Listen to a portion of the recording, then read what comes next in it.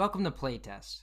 I'm Dane Kabika, and today we'll be joined by Liviu Boar of Stuck to talk about their game Gibbous, a Cthulhu Adventure.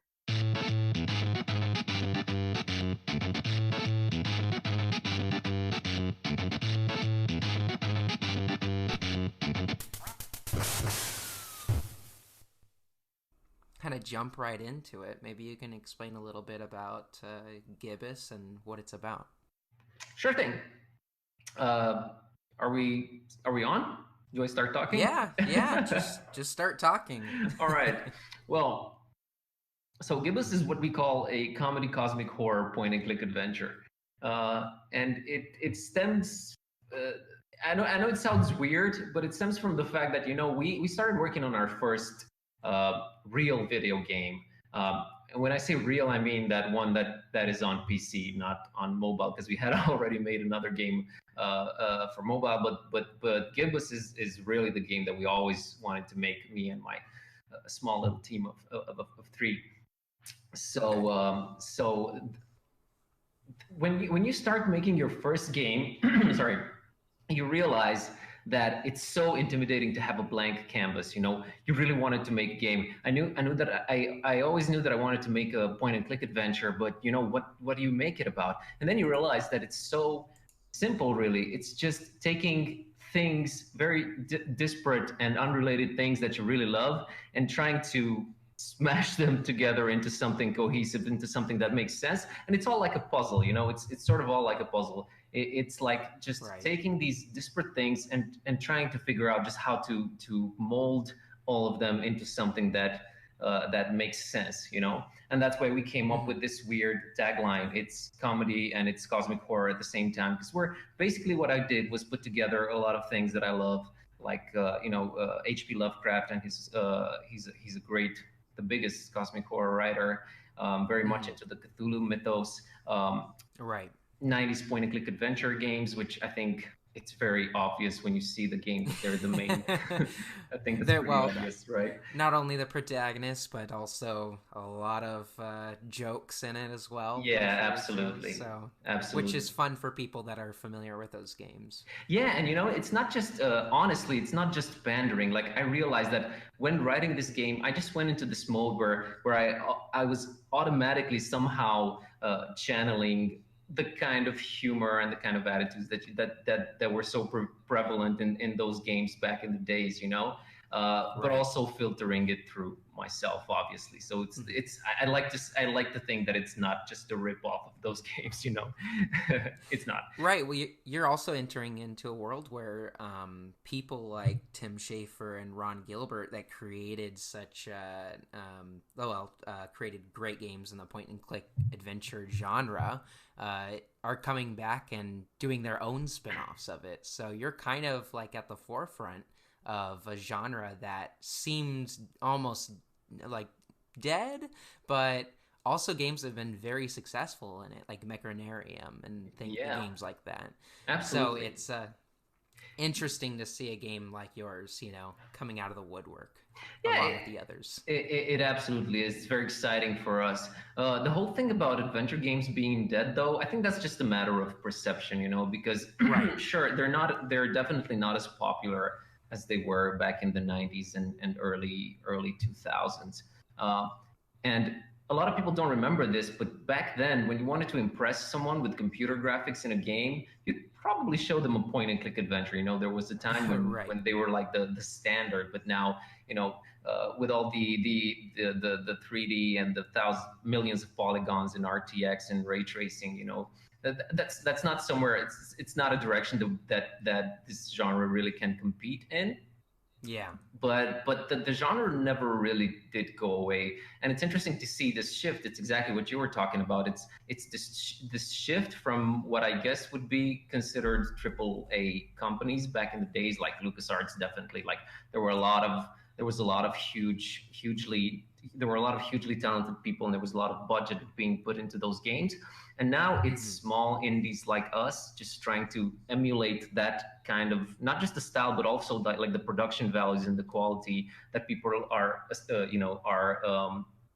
accustomed to from back when they were playing those games. And on the one hand, it's a very difficult task because we're not no one making a point and click adventure right now can compare with LucasArts.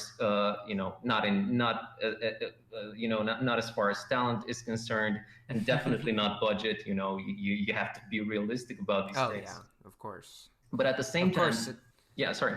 Well, I was gonna make the point that like you said, you're not a huge company that you're going off and with this budget, and you're gonna sit down for the next 2, 3, 4 years with somebody else's money. So you have to make decisions based on what feels right to you because of the love for that genre that you've gained. Exactly. Yeah, exactly. Yeah, but thankfully this is offset by the fact that the game development has been so democratized, and it's a lot easier to make a game right now. It's not magic. It's not just snapping your fingers and creating a game. It's still a lot of hard work, but we have all these tools that that they didn't have back in the 90s. So that's why you see this explosion of indie games. It's just very hard to keep up with all the neat games that keep popping up. But also we were also very fortunate to have a very very supportive community behind us, because when we started making the game, basically we started out with a 3-room demo. Nobody knew who we were. We weren't an established company or anything. We're just a bunch of people that had worked on a mobile game before, and then we realized that we all wanted to make the same thing, and so we were working in the same bigger IT company, and we just talked to our boss, and we somehow convinced him, when we didn't have commercial projects, to let us work and build this 3-room demo that we really polished. We really wanted to be as polished as possible, and then we just went, what every adventure game dev does, we just went to Kickstarter. And that was really huge for us because, as I was saying, we were nobodies from the middle of nowhere. No one really knew who we were, or we had no credentials whatsoever. But our Kickstarter and our demo just convinced so many people to jump on our bandwagon and encourage us. And it's just been a hugely thrilling ride ever since. And we are right at the moment, we are very close to reaching 20,000 wishlist editions on Steam, which I never thought we would be able to. Yeah, I never thought we would be able to pull this off. So I guess it's safe to say that this is it's a genre with very hardcore, loving, and supportive fans, and it's one of the best genres to be working in, honestly. Even if it's probably not as lucrative as others, but you just feel the love and the passion and the enthusiasm of the people who play these games. It's what drives us, really. Right, you're pulling at the heartstrings of fans of those LucasArts games. Yeah, absolutely, because we are fans of them too. We're just making what we would love to play. That's the thing. Right. It is funny because I come from a generation where console games were obviously at the forefront of, and it still is. And it took my older cousins to show me games that, like LucasArts games, point and click adventures, and I wouldn't have ever understood it or found out about it if it wasn't for them. And so I'm younger than the generation that are used to those 90s games, but I think I see in point and click games, they're obviously completely different from anything imagined now on consoles, and seeing them come back and try to come out in the console form, I think people expect it to do so well in order for it to make so much money, and in a genre that is so niche, but which also comes to the fact that during your team going for this genre, this thing that you love, was there points where you're like, well, are we gonna spend this much time on this type of genre, this type of game, and what is it that you expected out of it this far in? Yeah, I totally understand what you mean. As for the, it's interesting that you said that you come from a console generation. I think it's also linked to where you are geographically, like where we're Hmm. from, Romania. Like consoles weren't really a thing, so I guess that's why I was exposed to PC gaming first, and that's why Hmm. how I came to love adventure games. It's actually pretty funny. I didn't own a computer, and there was this guy who was like the equivalent of the local arcade who had a couple of 486s in a basement, and he would rent them out for us kids to play Mortal Kombat on them, and we just spend our lunch money there to play half an hour of Mortal Kombat, and then when the time was up, he'd make us, uh, let him play other games, and that's how we were. It was like watching Twitch right now, but it was like IRL. So he'd play all these Right. games, and that's the first time when I saw a point and click adventure. And I've always been an artistic kid. I've always loved animating and drawing and stuff. So I was very much into cartoons. And when I saw my first point and click adventure, it was Day of the Tentacle.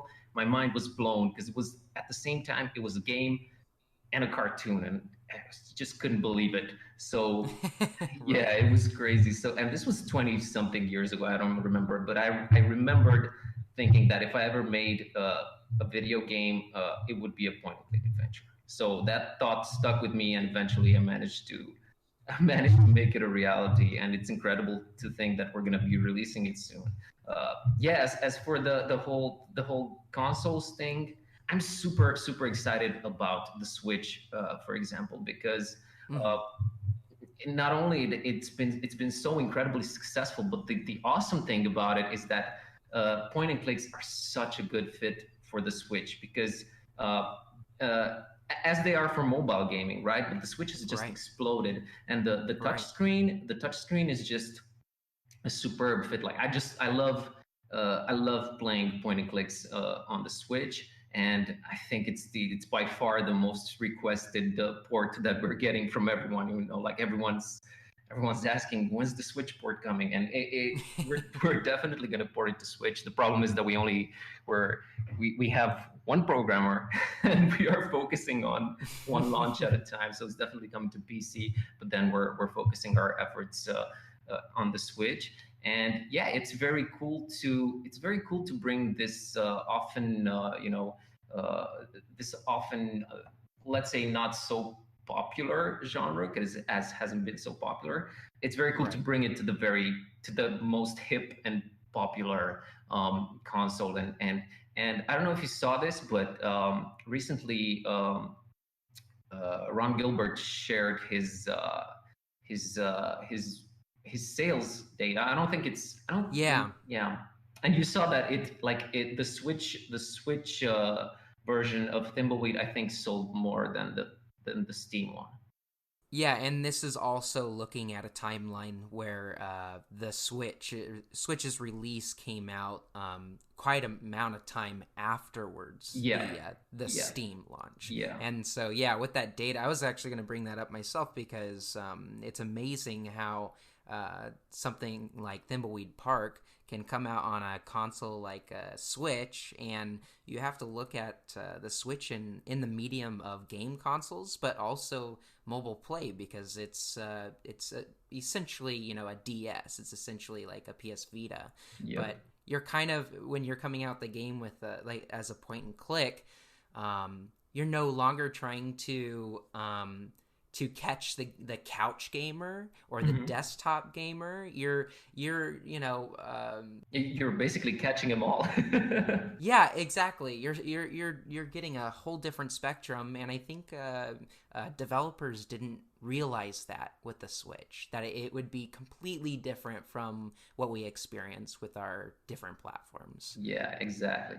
Now, bear in mind, I'm not comparing our game to Ron's. Like he's a legend. Uh, Right. we're in no way comparing ourselves to Thimbleweed Park, but that set a very good precedent, I think, Oh, for sure. everyone developing really all genres, but especially for point and clicks, because at the same time, it's not the fact that we're not in such a hot or popular genre. It never really stopped us from putting in all the effort and the polish that we wanted to put into it. That's the awesome thing about crowdfunding. The fact that we weren't relying on any publisher that would limit how much time and effort we were willing to put Right. into the game. And this sort of worked against us a little bit in the sense that we were hoping to, but we know all Kickstarter projects will be delivered late. That's like, Sure. well, that's an axiom. But we Yeah. really thought that we would be done by the end of 2017, and it's Right. 2019, and we're just releasing now. But this is because since we were fortunate enough to get to have this funding, and since we also were investing our own funds and our own savings, we Right. managed to really deliver exactly the game that we wanted to deliver. So whatever problems or negative things might be about the game, it will not be because we had to cut stuff out of it, or we didn't have the time, or we didn't put enough polish. I'm hoping there's not going to be enough. I think this game will really surprise everyone very positively, and I think it's gonna rock. but but this is what's most exciting for us about this game, is that we really gave it everything we had, and we really cut absolutely no corners. Actually, we went a little bit went a little bit too crazy in some regards. Like, for example, the game is also a little bit delayed. I mean, not delayed. It's late to we're a little bit late to deliver because we went absolutely insane with the voice acting. We have like Oh, really? yeah, we have like 100,000 word script, and it's all voiced, and it's just been so much work. Even administrating all the voices, and just editing them and selecting them, exporting them, putting them into the game. Since it's our first game, we had never done this before, so maybe we didn't estimate just how we didn't estimate correctly. We didn't have a correct estimate of just how excruciatingly long this would take. But what I can say is that it's very much worth it. And this is one of the things that I really wanted to put into the game, because I don't know if, I mean, you're probably aware of this. I think anyone who played an adventure game in the 90s has come upon this problem. You play the game, and inevitably you'd start trying to use stuff on other stuff, and you would be Right. met with the same annoying response each and Oh, yeah. every time. Like, I can't do that. I can't do that. It's My very favorite one annoying. is I can't put my lips on that. Full Yeah, throttle. exactly. Well, that was actually funny. That was more funny than annoying. Right. So Well, I I also think that that's kind of like a great mix of trying to be funny, use your comic genius, and also allow for you to kind of wrap your head around like, oh, what would he use? well, You know what I yeah, mean? exactly. Yeah, that was actually a very good choice for them. It really worked nicely. Oh, yeah, But what we yeah, did was what I did was screw it. Like, what I'm gonna do is I'm gonna write custom responses for all the possible combinations. But I hadn't really taken into consideration that there's a lot of items, right. multiplied by a lot of hotspots, and a lot of, like, the game is really Hmm. big. So I ended up writing so many of these custom responses, which was really fun. And I love writing just custom funny stuff. The thing is that they need to be recorded and edited, Right. and it's the little things that you don't take into consideration. Like, a good voice actor Yeah. will give you like 6 or 7 versions of the same line, which is very good, because you can take exactly the take that you like. But this Right. literally multiplies the amount of data that you need to go through and select 6 or 7 times. So all these things, just come together and make everything take a little bit more time than anticipated. But all in all, I think it was a very good choice. Just putting a lot of effort into adding as much polish as possible to the Right. game. Because Right. we had been putting so much effort into detailed backgrounds and animation and writing and stuff, that you just can't let one other aspect just fall behind, because then it would be to the detriment of the whole experience. So all these things Right. compounded, yeah. Which makes me like question like when you're sitting in, let's say, whatever it is, the studio where you're recording the voice actor. Mhm. How are you like? Do you have just like hundreds of notes of like, oh, this is this part in the game, like, or is this all in your head? Do you remember like what these lines and responses are Oh they? yeah, I You know. know. I have a very bad memory, but amazing to me, you can just read me a random line from the game and I know exactly where it is and how it's supposed to sound. And Mhm. that's just because I just went through them so many times that they're just burned into my memory.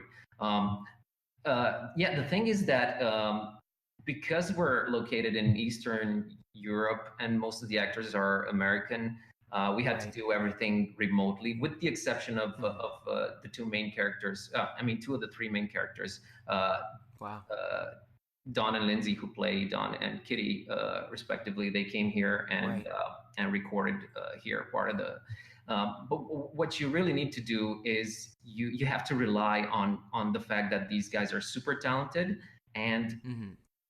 you need to sort of direct them via text, like written instructions, and they will give you very a lot of versions, and they will definitely nail at least one of those versions.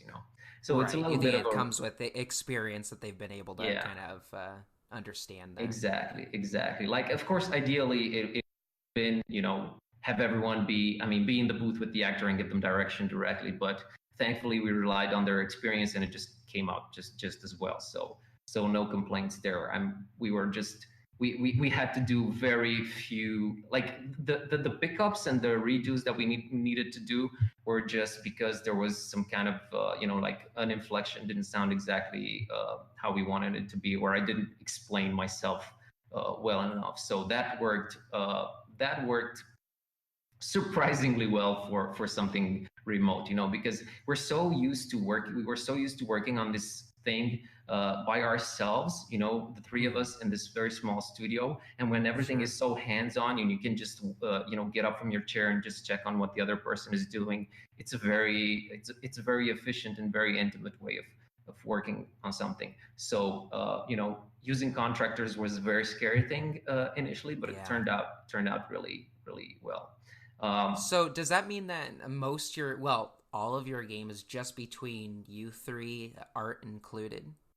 yeah, pretty much. So we've had some help from some junior programmers that just Hmm. helped with like the more repetitive and non let's say more non-creative things. I don't know Sure. anything about programming.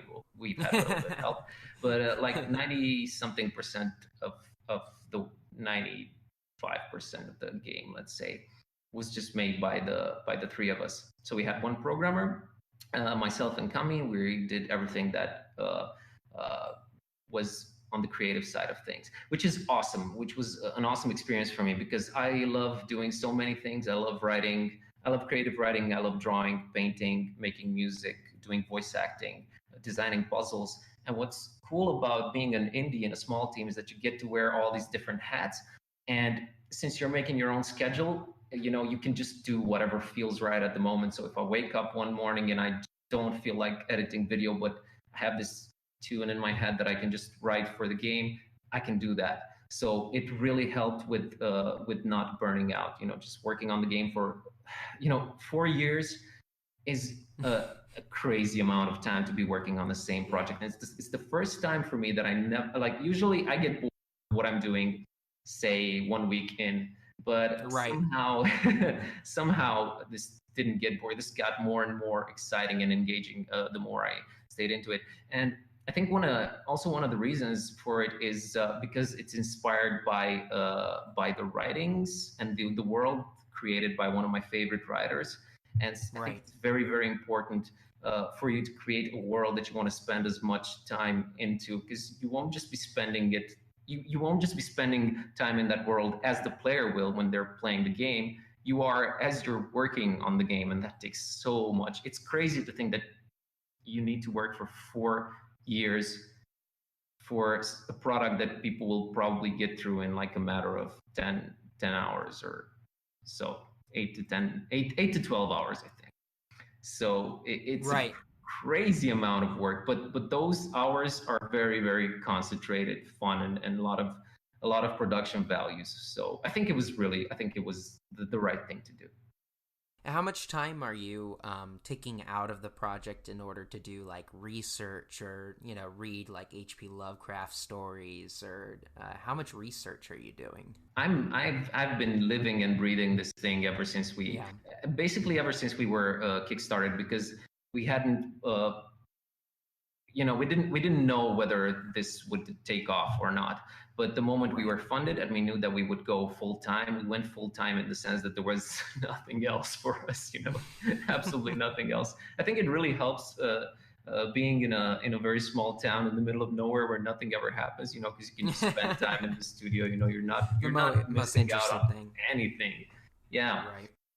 I've been like, whenever I was for myself, whenever I was doing stuff that didn't involve reading or writing, I'm constantly listening to stuff that inspires me. So one of our awesome backers, actually gifted us an awesome limited edition audiobook version of HPL's entire work. So that was Wow. super cool, because I was listening to the audiobooks constantly, and Right. generally you need to keep feeding yourself that atmosphere that you want to retain in the game. It's very, very important that constantly stay in that place, because it reflects into the game, and inevitably ideas are going to pop up. The more you go into that headspace, and the more information and the more inspiration you attract, the more interesting ways you can twist the story in. So yeah, that's super important. Research is super, super important, and we wear our inspirations on our sleeves. So I'm basically saying, look, I'm a huge fan of these things.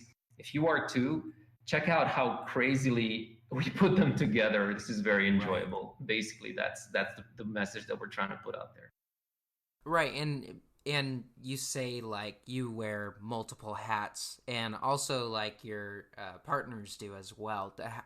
Do you ever feel that like those hats are hitting together, and you guys are forces that aren't like any team might have a hard time working with each other in such a close space? Thankfully, that didn't happen. Mostly because our and tech guy, he said, basically from the get go, he said, look, I want to focus on making this game play and look and feel as awesome as possible. You guys handle everything creative. He didn't even want to be involved in the story and the design side of things. I mean, he did give us feedback on the design side of things, but Sure. basically he was just focusing. He was laser focused on doing like awesome stuff, like real time lighting and shadows and all this crazy stuff that we didn't think we would have in the game initially. Just super focused on that. And myself and Kami, we are very, very much on the same frequency. Pretty much always, we're pretty much into the same things, and we're very used to collaborating, because basically by trade we are 2D animators. And the way we work is Okay. that I do rough animation and Kami cleans up animation. So for years now, we've been so used to working together on creating, something cohesive, like in the animation area, Right. that it just came very naturally. It just came very naturally in all other areas uh, of the project too. And I've done most of the writing, like 90 something percent, but I always turn to her. Um, I always turn to her for suggestions and feedback, and it's really nice to have someone to bounce ideas off of. It's really, really, it's a really priceless thing. Yeah. The downside to to story games is that it's not like other iterative games, like where you can just shoot a build off to your backers, and they test it and they come back with feedback. Once you play it, that's the experience pretty much. So Um, Right. I mean, you're probably replaying the game all the time, oh, I'm right? sick. I'm so sick of it. Like, no. I hate hearing that person's voice. Yeah, I know. Like, I know it all by heart. No, Yeah. it's cool. I'm still amazed. Every time I play it, even though I'm starting to, not enjoy it as much. The 643rd time I'm going through it, um, I'm Well, still that's amazed. also a thing. I mean, how do you keep yourself fresh to be able to see like certain things that, some people would just overlook? Or, I mean, do you ever go like, "Hey, mom, look at my project?" And No, you know what? The custom the fact that you can examine a hotspot multiple times, that really really helps. Because every yeah. time I test, I check out different things and I keep getting a different experience. So it's not really replayability in the sense that it Hmm. is a linear story, but I'm not getting the exact same experience every time. Like we've expanded. Right. I had this feeling that we really needed to be able to have the character uh, describe the world around him, more than in other games, if that makes sense. Hmm. Because Right. being able to, for example, being able to examine one thing several times and getting different responses, I think that really helps with world building. Because basically, what you're doing is you're moving an animation on a 2D background. So Right. so having so much stuff to be said about the world, especially in a story game, really helps with immersion. So thankfully, every time, yeah, I can say that every time I run through the game, every time we add something to it and I test it out, it's a little bit of a different experience, and it's always fun, because there's more voices added to it in every build, and more custom animations and all that kind of stuff. And I'm just amazed that the three of us, basically managed to make this huge, because it's a pretty big game. Well, I was just looking at your stream, and you're going from like one scene to another, and the game just looks so like refreshingly hand painted, and it achieves like such a diverse style. It's how did you, between you and your other artist Cami, Yeah. achieve so many scenes in this amount of time? Thank you, thank you, thanks for saying that. It's there's really no shortcuts. You just Yeah. need to spend a lot of time, and it really, painting, for example, painting background art, and it really really helps if you are into it, because one scene can take anywhere from 10 to 40 or 50 hours to paint. So it's just a lot of hard work and dedication, and just wanting to provide that experience, because Yeah. we could have definitely, like, gotten away with less detail, or gone for a simpler art style. It would have probably made more sense, from an efficiency standpoint, or even from a financial standpoint. But Right. that wasn't the vision, and that's the awesome thing about being truly independent. It's that nobody tells you, no, this is not the way to go. You need to spend less time on this because it doesn't make sense financially. we Hmm. just you know we Yeah. just put all our savings and all the effort we could into this vision, and just fingers crossed that it pays off, that people appreciate it. And I think people appreciate it.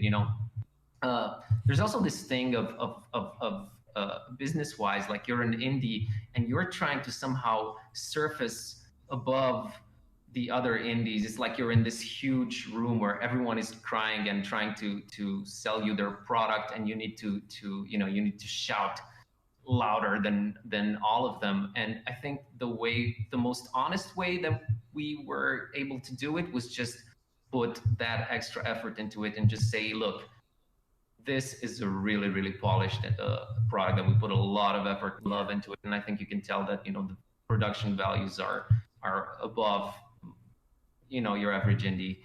So that's we're just hoping that that's going to make a difference, and that's going to create a little bit of buzz and a Well, little bit of word of I, w- mouth around the project.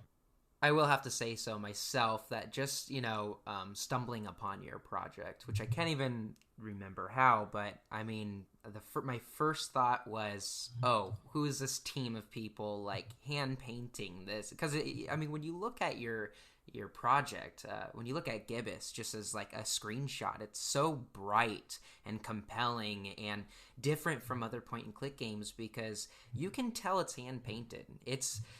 I'm not comparing it to Thimbleweed Park, but the big difference of Thimbleweed is that Thimbleweed doesn't seem like it had those hand painted backgrounds, which I mean I know they are in a certain sense, but Gibbous comes from kind of like is so influenced by those LucasArts games, and you can just see it within the graphics because it does almost sometimes look like a Peter Chan drawing in the background. Oh, that's a huge compliment from me. I'm a huge fan of Peter. Huge Oh, fan. I mean, his stuff is brilliant, and when you It's see just amazing. his his what would you call it? Almost like panoramic backgrounds, you really do feel a sense of being immersed in that world, and Yeah. your game feels unique in the way that you do feel like you're in a unique, different world because it is hand drawn, and Yeah. I just feel it's so refreshing from other games that that it just feels like I said, refreshing. I can't even use a different word because I just don't see a lot of point and click games in general take that same direction. Yeah, well, it was definitely like it was definitely inspired by exactly what you're talking about, like the work of like titans like Peter Chan and Steve Purcell and all these like Yeah, Bill Tiller, all these amazingly talented people that just made you get so immersed into basically what we're to like scrolling 2D pictures. When you put it that yeah, way, it just sounds very basic, but that's what it is. It's the magic, the magic in those pictures. That's really what the inspiration was, and yeah, I'm really hoping it achieves the same effect. It also helps. I'm a huge animation fan, and mm-hmm. one of the ambitions with this project was to make the game feel as much like an interactive cartoon as Right, possible. As I was telling you yeah. before, that's what fascinated me the first time I saw Day of the Tentacle. It was like this. It was like walking around inside a Chuck Jones cartoon. Yeah, right. And it feels so immersive because because it is a point and click game, you're constantly clicking on pieces of the art and different, different things in the world that your character is actually commenting on. So there's Yeah. a constant interactivity with the protagonist and the art that is the world. And so Yeah, there's such an immersion. Yeah, that's one of the things that I really love about it, is that even if you take away like the story, the narrative aspect of it, story beats and the puzzles, you just have one person sit them down and have them just click around an environment, and it's like a toy, like you click something and there's a response, and it's either funny or witty or it's cool animation. It's just something that you can enjoy, like a screen from a point and click adventure, usually something that you can enjoy like separately, even taking it Right. out of context. It's just something that just joyous. It's just joyous for me. So that's definitely something that I hoped, and I it was one of the ambitions, to emulate that, that feeling that anything can happen in this world, even though we know Yeah. that behind the scenes, and its budget, its team size, its Hmm. time, and everything, but we try to stretch that illusion of anything can happen to the maximum. And playing these games, for me at least, uh, playing adventure games, it's one of the it's one of the easiest genres where I mean, it's easiest for me to suspend my disbelief when I'm immersed in one of these games. Yeah. Even though they're not Right. 3D, even though they're pretty limited, they're just, technically speaking, they're just parallax scrolling images and animations, but they're Hmm. very efficient.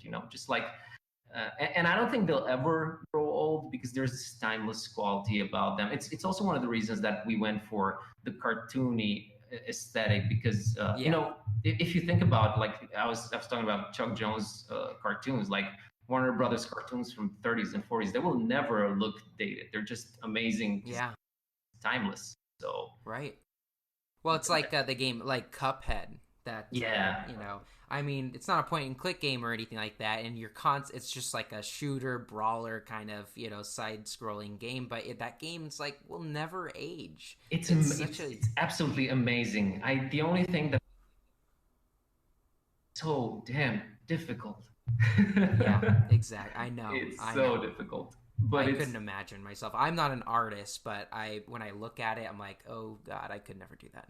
yeah. Well, those guys actually went the extra, and I think they did actual traditional animation, like on paper, which is not something that I'm pretty old. I'm 7, but I've never I went straight to digital frame by frame animation. So we're drawing. We have Cintiqs. We're drawing Right. directly on the monitor, as it were. Emulating the light table, like the classic way to do cartoons, but it's so much more difficult on paper. And Right. yeah, they took a gamble in that direction. Really, really paid off. Yeah.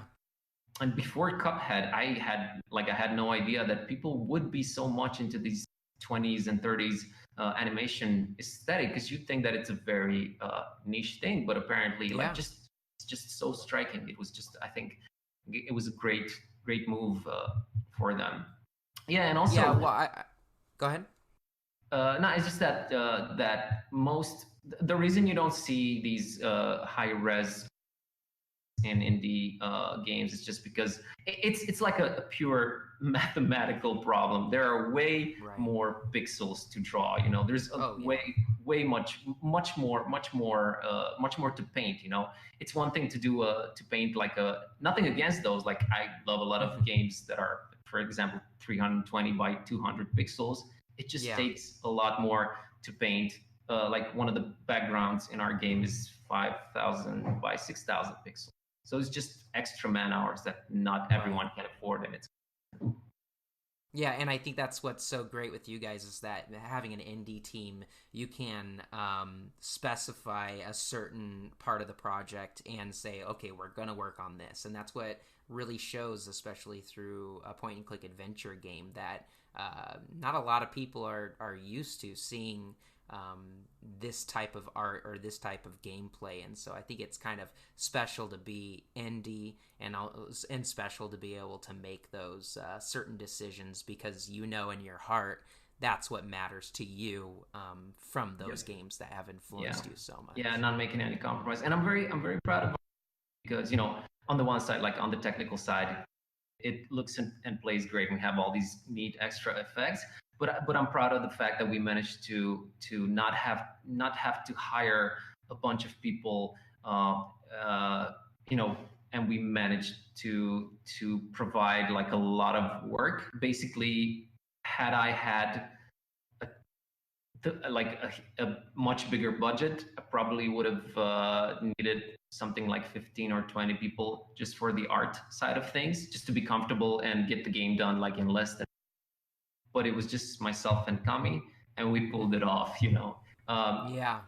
To be fair, we did go into sort of a self-imposed crunch mode throughout 2017, which is not something that I like. We did it. No one asked it of us. We did it voluntarily, and it helped, because the game would have taken a lot more, and we felt we had this responsibility to our Kickstarter backers. But ultimately, it's not something that I advise.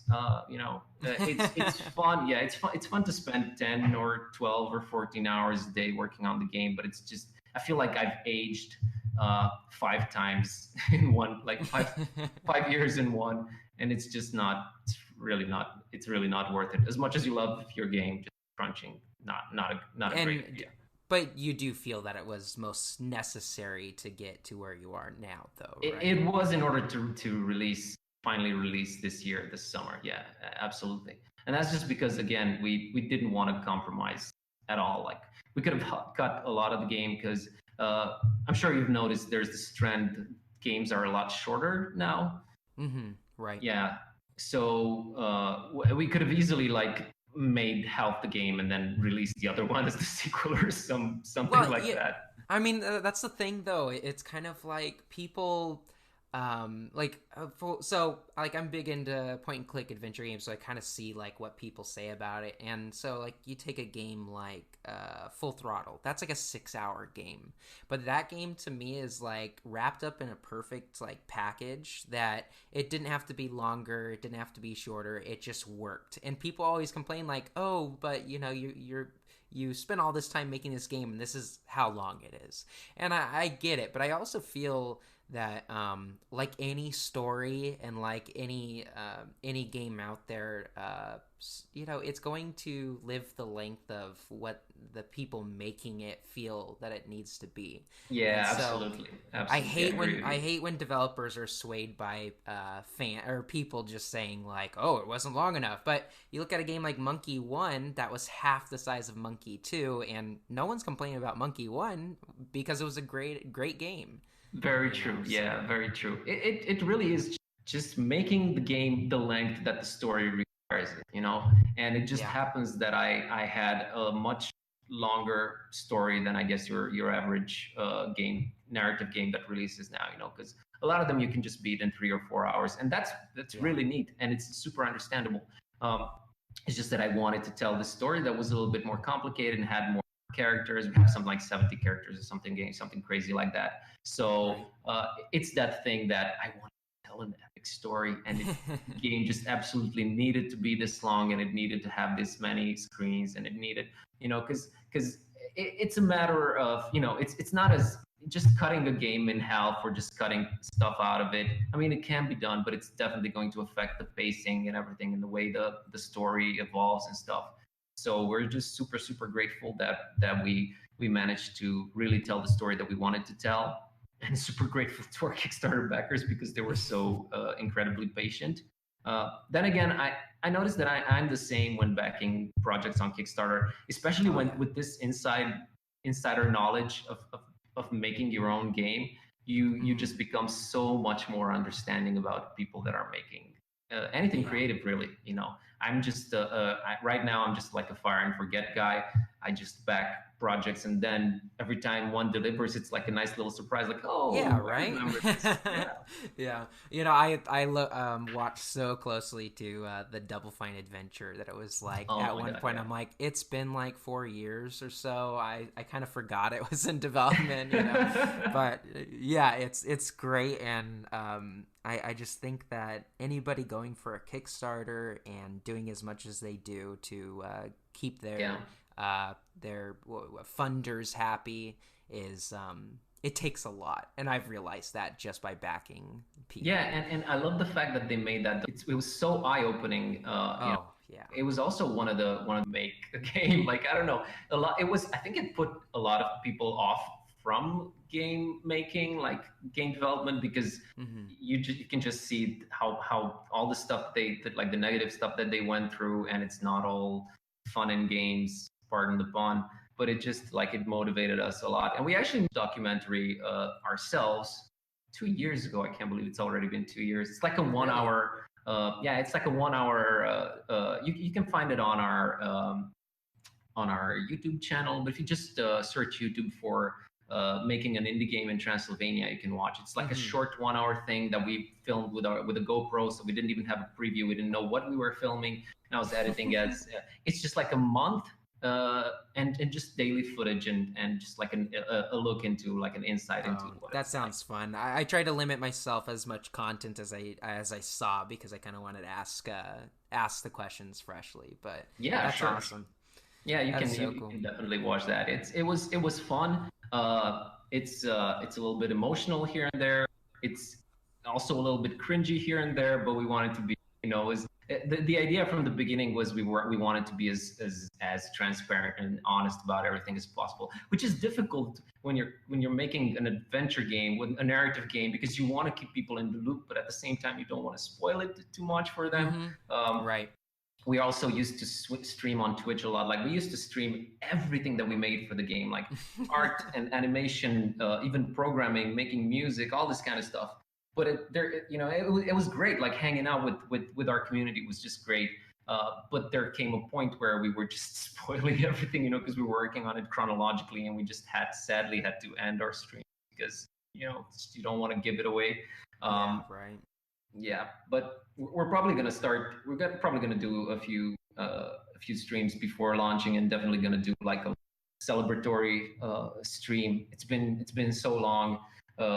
It's been so long. It's just we've just spent a lot of time on this game, and I'm definitely like, if we, the hope for the studio and for this game is that it does well enough so that we can keep making games for a living. That's really the most that we can ask for, and if we manage to pull that off, we're going to be the happiest people in the world. And Right. yeah, and we're definitely going to try and have, if we do make another game, to try and have like a faster turnaround, because it's awesome to spend 4 years working on your favorite project, but at the same time, we're just human beings with limited lifespans, and just I don't know that I don't know that investing that much time into just one product Yeah. is wise. Well, Liviu, I have to say that I think the game you are making is a great love letter to the genre, and it really shows how much of your heart you've poured out for this type of game, and especially your team. So, I mean, I as a lover of point and click adventures, and I think everybody that will see your game will know how much effort's been put into Thank you it. so much. Really, really appreciate that. Yeah, that was the idea, and hopefully, in addition to that, and we can only keep our fingers crossed, is that the fact that it looks like visually and aesthetically, it's a friendly game. Hopefully, we can scoop up some people that have never played this kind of game, and just let them know just how fun they are, and that they can enjoy it, without gatekeeping, and they can just discover adventure games 20 years past their prime. That would be Yeah, so I cool. mean, who knows? Maybe there's like a bunch of people out there that are just like Lovecraftians, and they see a game that they just need to play, right? So Let's no, hope you have so. all that. Let's hope so. There's a lot of them. Yeah, Yeah, here's to hoping that we reach out at least some of them that have PCs or Switches. yeah. I think you will. Hey, there's a lot of young kids out there too that probably have never seen point and click games, so they'll Yeah, see that's true. yours, and that'll be really cool to see once the game launches. And when are you like? What is the general area of when you're trying to launch the game? Yeah, the general area is way of putting it. Right now, we are. I don't know if I haven't mentioned this yet, but we're localizing into 14 languages, which is sheer Wow. insanity. Oh my god. Uh, it's very cool. We managed to do that on a much smaller budget than we thought, but this also implies a lot of testing and checking and double checking and that all that kind of stuff. So this complicates things a little bit, but the general the general idea is that we want to release this summer. So it's Wow. this summer, like in movie trailers, like this summer. I could hear it That's in your voice. You're yeah. like this summer, and it's just draining you, and you're sweating while you're Exactly.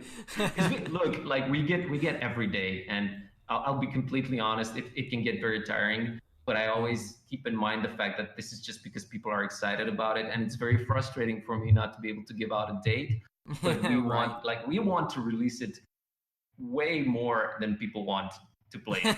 Like we can't Right. wait to push it out into the world, because it's so long. For 4 years, right? I 4 years, mean, yeah, 4 years. oh my But god. the game Well, is done. Like it's complete. We're just receiving now the final few batches of voices that we're editing and implementing translations. Actually, all 14 languages are in, but we're making some corrections here and there, because you only get one launch and first impression. We want to make sure it's as good as possible. So oh, of yeah, course. very soon. That's the we don't want to go later. No way we want to go later than summer. Well, that's good. No You'll way. just start taking people off the streets to fill in the voices just to get it done. Yeah. We're all gonna sound like vampires. Hey, that's perfect. Hey, it'll make the game more lively, right? Well, there already is a section of the game that actually local actors, and it was super fun just telling them forget everything you know about English pronunciation and just give them the most authentic Transylvanian accent Oh possible. my God, Yeah, I it was can't fun. wait. Well, Yeah. it's going to be a lot of fun to find that point. So, no, I appreciate you coming on the show, and it's a little podcast, but I hope what is recorded gets out there, and more and more people see your game and Awesome. Thank get you to so play it. much for the invite and the opportunity. Fun talking to you. Y- Yeah, yeah, it was one of my favorite interviews for sure. So I really Woo! appreciate you having having me, Awesome. and yeah. So all right, Leviu. Well, thank you very much, and I can't wait for the game to come out. Neither can we. Well, I, All right, man. I I'll see you around. All right. All right. Take care.